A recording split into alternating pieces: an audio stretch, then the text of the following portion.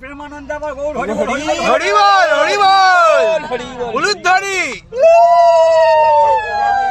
রাজা ছিলেন দশরথ, তার নাম। 3টি রানীর 4টি ছেলে, বড়টির নাম রাম। রামের রূপে জগতালো, ভুলে চলাচল। রামের গুণে বন্দী হলেন বনেরই বানর। চণ্ডালের এক কোল দিলেন রাম গুণমণি, ধনুক ভেঙে করলেন বিয়ে জনক নন্দিনী। শ্রীরামের ওই রাজ্য দিতে রাজা দেখে মন, ধনুক হাতে কেমন।